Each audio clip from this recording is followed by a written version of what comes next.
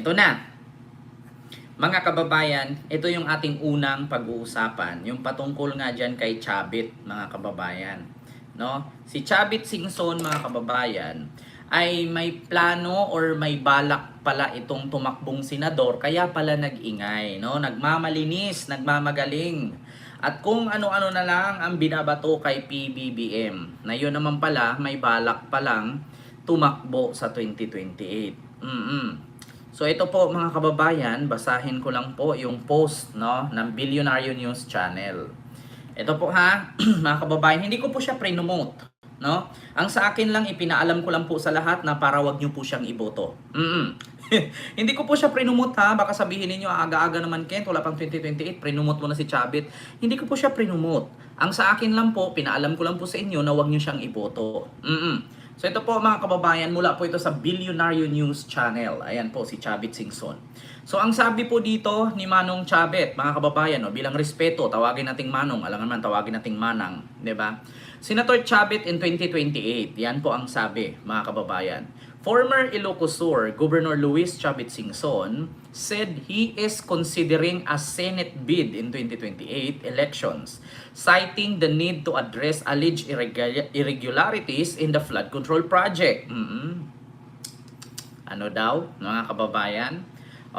Ulitin ko ha. Former Ilocos Sur Governor Luis Chavit Singson said he is considering a Senate bid in 2028 elections, citing the need to address alleged irregularities in the flood control project. So ano nga bang ibig sabihin mga kababayan? Ito po.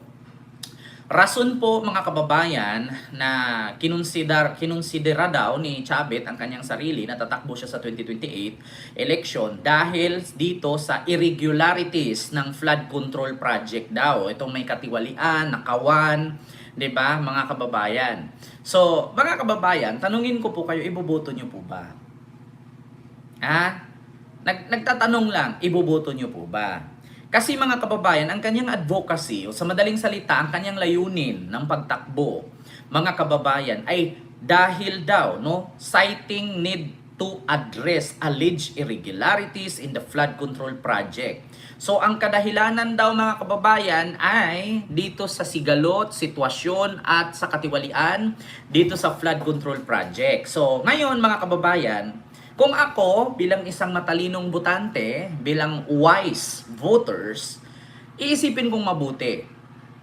Iboboto ko siya dahil bigyan niya ng pansin itong nakawan sa flood control project. Mga kababayan, may tanong ko lang po ba? Si Chavit po ba walang issue sa flood control? 'Di ba? Kasi mga kababayan, lahat naman tayo may karapatan magtanong kung saan napunta ang pera, saan napunta ang pondo dyan. Lahat tayo may karapatan kasi nga taxpayer tayo, nagbabayad tayo ng tax. So may rights tayong tanungin kung bakit nagawang substandard, nagawang ghost project, at ninakaw ang pondo. 'Di ba? So, lahat tayo may karapatan. Pero ang tanong ngayon mga kababayan, hindi po lahat ng nagtatanong at may karapatan ay may karapatang tumakbo o ipagtanggol or hanapin ang irregularities dito sa flood control project. Kasi mga kababayan, isa din po si Chavit sa Ilocos Sur na marami pong issue sa flood control mga kababayan. Na which is po, sabit nga siya, mga kababayan, sa sinasabi nating conflict of interest. Ano ba ibig sabihin ng conflict of interest? Ganito po yan mga kababayan. Meron kasi sa saligang batas na kasaad na halimbawa, ikaw ay isang mayor, ikaw ay isang governor, ikaw ay isang congressman, or sa madaling salita, ikaw ay isang politiko or politician.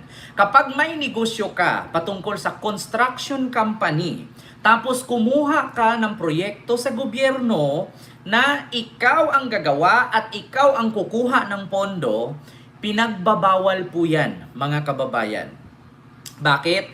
Kasi po, mga kababayan, hindi po mabigyan ng tsansa ang ibang kontraktor kasi inubos na lahat. Kasi porket may kapangyarihan ka, mayor ka, congressman ka, governor ka, or anuman ang posisyon mo sa politika, tapos kukunin mo na or mabilis kang makakuha ng project sa gobyerno, sa DPWH, kasi nga may power ka. So unfair naman sa ibang construction firm. So ngayon mga kababayan, bakit ko nasabing pinagbabawal? Kasi po mga kababayan, conflict of interest po ang tawag dyan. Na which is katulad din po yan kay Bongo, na kung saan mga kababayan ay binigyan siya or inawardan siya ni Digong noong 2016, 2017 ng mahigit 7 billion halaga ng proyekto na which is bawal po yun. Bakit mga kababayan?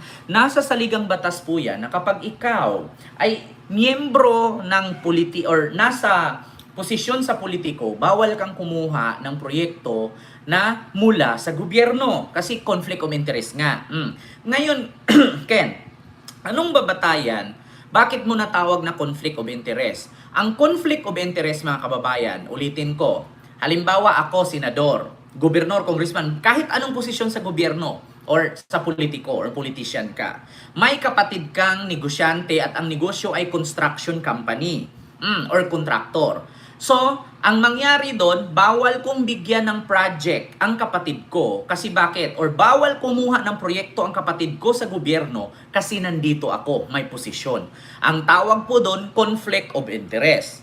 So ngayon mga kababayan, paano ba maging conflict of interest ang ganyan? Halimbawa ako, kapatid ako ni Chavit. Si Chavit ay isang gobernador, ako ay isang kontraktor. So, bibigyan niya ako ng 1 billion worth of pondo sa DPWH. Ngayon, mga kababayan, 1 billion ha? Ang tawag po doon, conflict of interest. Kahit magnakaw man kami o hindi, conflict of interest na po yun. Pasok na pasok. Bakit?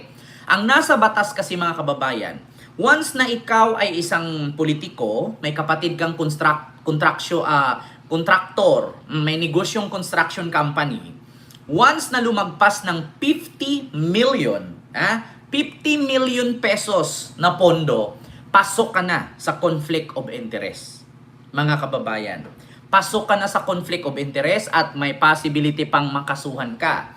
Lalo kapag ka nakawan or kupitan mo, o lalo na ang proyekto mo ay substandard. Pasok na pasok ka doon.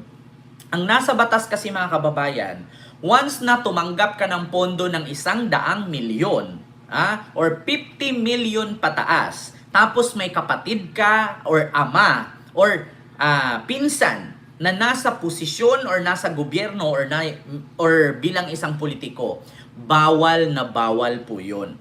So ngayon mga kababayan, si Chavit Singson po ba walang mga kamag-anak na politisyan na tumanggap ng construction? Work or DPWH project. So dito natin masisilip mga kababayan. Kung ang rason ni Chavit Singson na tumakbong senador sa 2028 dahil sa irregularities nitong flood control project, nakawan, bulsahan, ghost project, substandard project, kaya daw siya tatakbong senador. Mga kababayan, kung ako po isang butante, hindi ko po siya iboto. Bakit? Doon pa lang nililinlang na kayo eh. Bakit? Meron siyang construction company. Tapos yung kanyang kapatid, anak, pinsan, nasa politiko lahat. Bakit siya tumanggap ng proyekto sa gobyerno? Alam naman natin na halos sila sa baluarte na puro sila politician. Di ba nasa saligang batas natin na kapag ikay politician, tapos meron kang negosyong construction company, ay bawal kang tumanggap. Hindi ba sila tumanggap? Tumanggap po sila, mga kababayan. Isa na po dyan ang negosyo nila na satrap. Kung naalala ninyo, ano ba yung satrap, Ken? Ito, pakita ko sa inyo. Kaya mga kababayan, be wise po sa pagbumuto po tayo. Huwag po tayong bumuto kasi nakita nating may malasakit di umano sa bayan, may concern daw di umano sa flood control na nakawan. Putya, okay lang naman mag-concern kung hindi ka sangkot. Sangkot ka rin naman. Diba? Baka yung pagiging sangkot mo ngayon, baka pag ikay naging senador, baka mas dumoble pa ang pagiging sangkot mo niyan.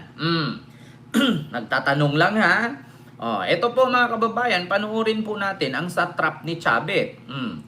Nasa saligang batas na bawal po, no, 'di ba? Ito, satrap Chavit Singson. Ito mga kababayan, para malaman natin, 'di ba?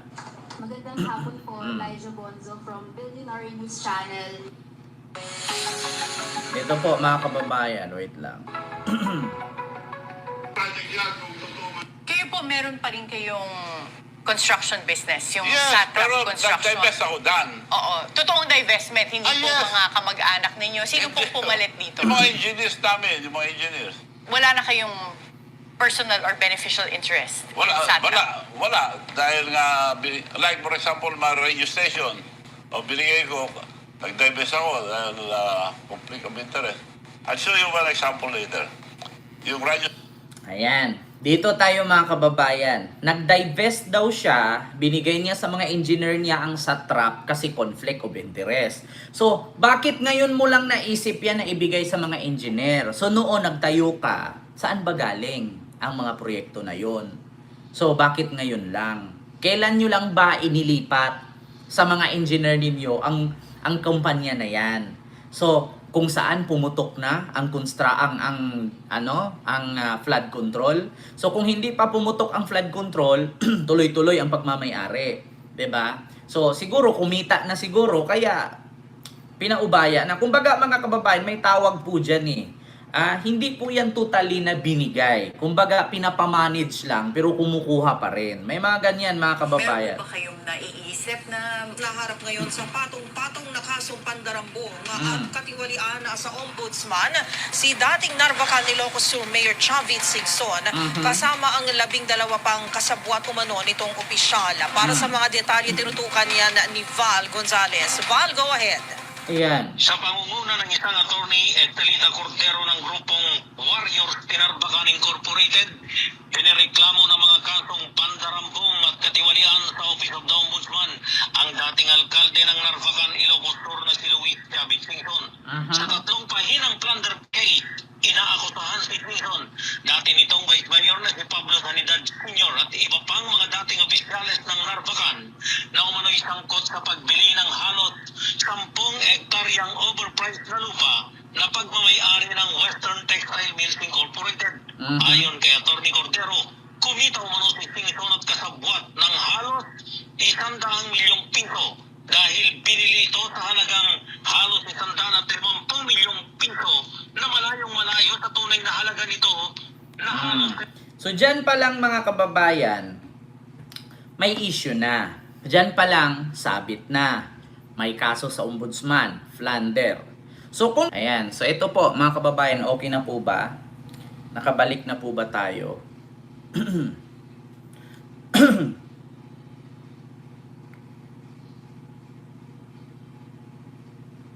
Ayan, okay na po ba mga kababayan? Nakabalik na po ba tayo? Ayan, mega love shoutout po sa inyong lahat mga kababayan. 'Di ba? Kaya ngayon mga kababayan, mahirap po talaga na bumoto, no? Mahirap po talaga ngayon mga kababayan bumoto, lalong-lalo na kapag ka ang iboboto natin ay manlilin lang, 'di ba? O sabit, may issue, may kaso, may katiwalian. Bakit mga kababayan, hindi po ba tayo nagtatanda? Tignan ninyo, yung mga nakaraan na nakakulong, tapos nakalaya, tapos binoto nating ulit. Tapos ngayon, makukulong na naman. Oh, di ba? Hindi ba kayo nagsasawa? Di ba mahirap? Sir Kendry, hello po. And kay Ma'am Rose Mix Vlog, hello po. Kaya sa totoo lang mga kababayan, mahirap po talaga. Kapag ganun. Kaya kung ako bilang isang butante, bilang isang Pilipino, no, pagdating sa pagboto sa national election, isipin nating mabuti na ang iboboto natin ay okay. Kasi mga kababayan, kadalasan kasi sa mga iboboto natin, manlilin lang. 'Di ba? Kadalasan sa mga one time, big time rally. Ayan na oh. And nakikiusap ako sa lahat ng religious organization, lahat ng nagmamahal sa ating bansa, lahat ng ayaw sa katiwalian, graft and corruption. So lahat, inanyayaan ko kayo, pero magtatanong ako kung kailan yun, but it should be ASAP. And we'll march to Malacanang. We will schedule a one-time, big-time rally. So, ASAP daw, tapos magmamarch daw sila sa Malacanang. So, inciting to sedition po yan. Kapag ganyan, kasi lulusob sa Malacanang, magmamarcha daw sila sa Malacanang. So, ngayon mga kababayan, dito natin malalaman yan eh. Alam nyo, sa totoo lang, hindi naman na kailangan ng surveyor. Yeah? Hindi kailangan ng surveyor, hindi kailangan ng tape measure, hindi kailangan ng pulgadera, hindi mo kailangan ng microscope, mga kababayan, para makita mo at masilayan mo na kailangan mo siyang iboto. Una, katulad sa mga DDS, ang sabi nila 32 millions ang bumoto kay Sara. Pero bakit nung meron silang tawag dito, papirma-pirma yung signature campaign kay Digong. Bakit hindi umabot ng 1 milyon? 1 milyon lang naman ang hiling.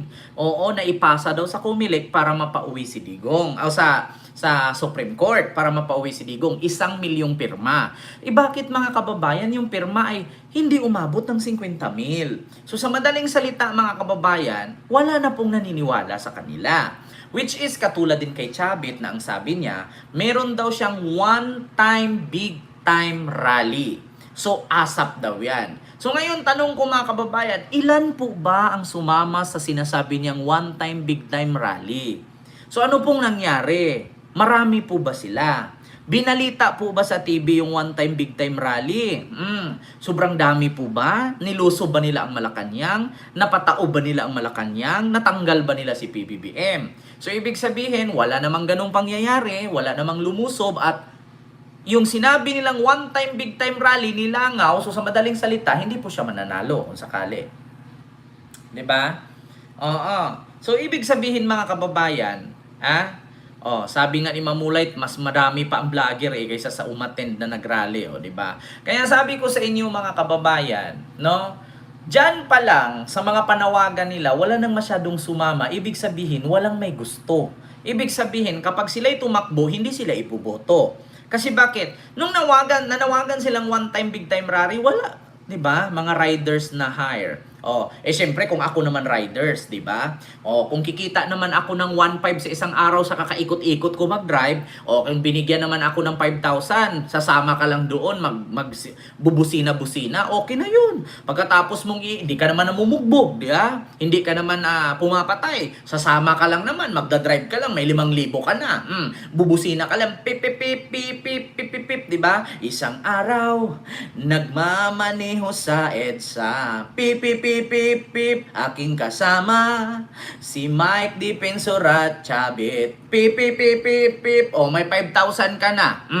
Hindi pupunta talaga ako kaysa naman sa mag-joyride, mag-angkas, mag-move it ako. Putang ina, magbabiyahe ako ng tag 30 to 40 kilometers, tapos ang pamasahe 300 lang.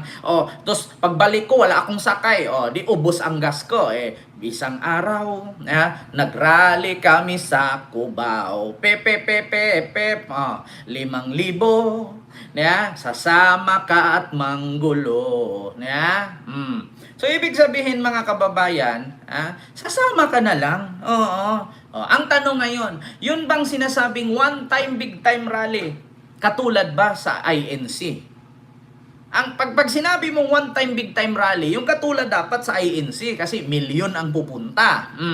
Ang problema mga kababayan, paano mo nasabing one-time, big-time rally tapos nabibilang lang naman yung pumunta? So sa madaling salita mga kababayan, wala na talagang naniniwala. 'Di ba? Yan po ang katotohanan.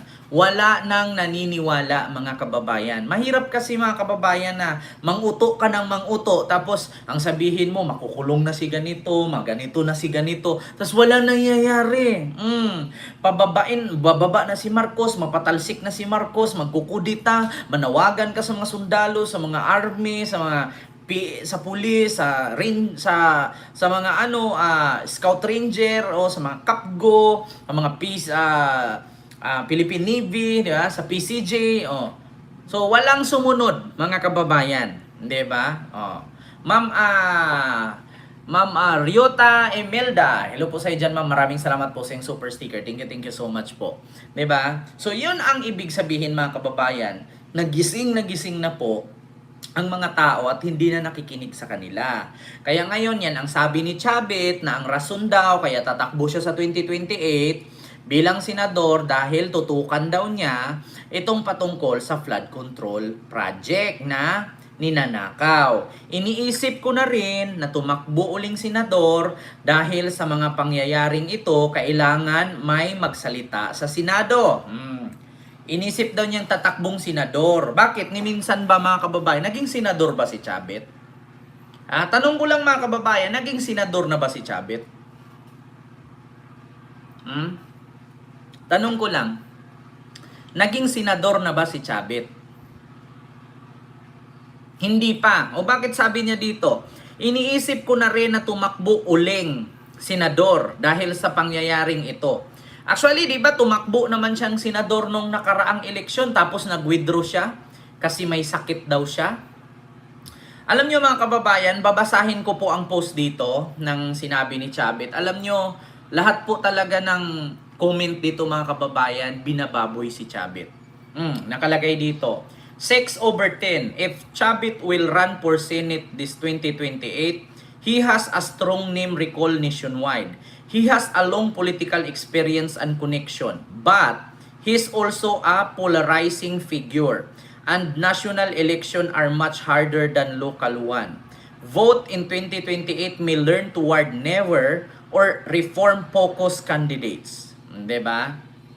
Yan ang sinasabi. O, the new Jose Rizal, sabi ni Monre. Ito namang isa, sabi ni Nida Ferrer, Buenaflor, may Alzheimer ka na, ulyanin ka na, sabi ni Rolando. Mag-security guard ka na lang, sabi ni Jun Rojas. Oo, sabi naman ni Imben Burlasa, +1, Chinator. May mental condition yata to, sabi ni Carlitos Miglis. O, di ba? Mga kababayan, lahat po ng comment po talaga, binababoy si Chavit dito. So, sa madaling salita, mga kababayan, wag ka na po wag ka na pong magplanong tumakbo, manong. Mag-charity ka na lang. Matutuwa pa ang taong bayan. Wag ka nang tumakbong senador. Hindi kailangan ng boses sa Senado about sa flood control. Kasi bakit? Napakadaming politiko ngayon. Ilang piraso ang kongresista, ilang piraso ang senador. Hindi naman kailangan ng boses dyan. Ang kailangan dyan may makulong. Hindi kailangan ng boses ng Pilipino about sa flood control. Ang kailangan namin dyan, makulong. Ikaw, kung gusto mo mag-senador, magpakulong ka na rin. Ganun lang yon mga kababayan. Sunod, eto, mga kababayan, dito tayo kay Montulpo at kay Sara Duterte. Dapat ang trabaho ni Chavit, tawag ng pasahirong maingay. Di ba? Giango-ango na daw si Chavit. Di na niya enjoyin kayamanan niya, hindi naman niya madadala. Marami din namang anak kasi ma'am. Kailangan niyang paghati-hatiin yan.